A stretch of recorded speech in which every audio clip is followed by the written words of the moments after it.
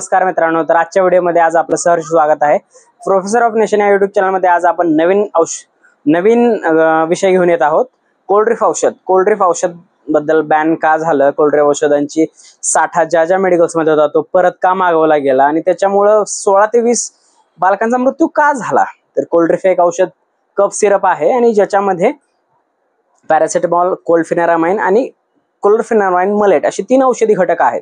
पण याच्या मागे एक अडून असलेला एक डायथिलीन ग्लायकोल असा एक औषधी घटक आहे. तो औषधी घटक खूप एक्सेसिव्ह प्रमाणात होता. एक्सेसिव्ह म्हणजे तुम्ही इमॅजिन नाही करू शकत. 500 पट औषधात जास्त डायथिलीन ग्लायकोल होतं. त्या 500 पट औषधामुळे सगळ्या बालकांचा मृत्यू झालाय. आणि हे बघा, डायथिलीन ग्लायकोल बालकांनी सेवन केलं, त्यांनी औषध पिलं, कफ सिरप पिलं, त्यानंतर ते मेटाबोलाइज केलं लिव्हरने आणि लिव्हरने मेटाबोलाइज केल्यानंतर ते डायरेक्ट किडनीवरती अटॅक करतं आणि या सगळ्यांनी किडनीवरती अटॅक झाला या बालकांवरती आणि त्यांचा मृत्यू झाला.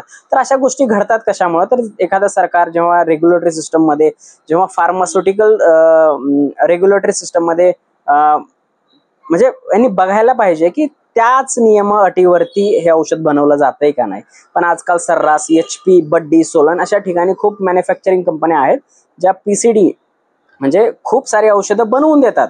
म्हणजे मार्केटेड बाय, आता बघा एखादं प्रोडक्ट आहे, हे बघा आपण एक प्रोडक्ट बघूयात, त्याच्यावर manufactured by, marketed by Bliss pharmaceuticals. हे प्रोडक्ट आहे ब्लिस फार्मास्युटिकल्सनी तयार केलेलं आहे आणि ह्याचं manufactured by Unitech pharmaceuticals, Mansa road, Bathinda. तर प्रत्येक औषधाचं मार्केटेड बाय आणि मॅन्युफॅक्चर्ड बाय अशी 2 वेगवेगळी कंपनीज असतात. तर अशाच प्रकारची डायथिलीन ग्लायकोल असलेली औषधं सेवन केल्यानंतर बालकांचा मृत्यू झाला. डायथिलीन ग्लायकोल खूप सिरियसली, खूप बेकार असा औषधी घटक आहे जो थोड्याशा प्रमाणात असेल तरी बालकांचा मृत्यू होऊ शकतो. तर आज केंद्र सरकारने एक नियम जारी केलाय ज्याच्यात लिहिलेलं आहे की 2 किंवा 5 वर्षाच्या बालकांना कप सिरपच देऊ नये, डॉक्टरांनी सुद्धा देऊ नये. अजून एक दुसरी घटना घडली आहे. डेक्स्ट्रोमिथाफेन औषध घटक असलेली एक केस आहे जिथं पण बालकांचा मृत्यू झालाय. तर हे बघा, डेक्स्ट्रोमिथाफेन एक ब्रेन सेन्सरी सिस्टम आहे ज्याच्यामध्ये ना ब्रेनला सिग्नल दिलं जातं. म्हणजे हे लहान बालकांना देऊ नये डेक्स्ट्रोमिथाफेन औषध. तरी तुमच्या घरात अशी कोणती औषधं आढळली तर कळवा. कोल्ड्रिफ औषधाचे मी फोटो पाठवतोय, दाखवतोय तुम्हाला फोटो, त्याच्यावरती बघा तुम्ही. ते औषध तुमच्या घरात असेल तर ते तात्काळ बंद करा.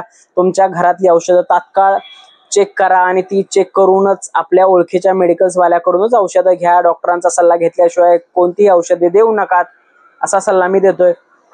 याच्या पुढे अशा गोष्टी अवॉइड करायच्या असतील तर एखाद्या चांगल्या वेल नोन ब्रँड्स कंपनीचीच औषधं वापरा. दुसरं काहीच नाही. आपल्या आरोग्याची आपण काळजी घ्या. अशा केसेस, घटना पुढे घडू नयेत म्हणून प्रत्येक व्यक्तीनं स्वतःचा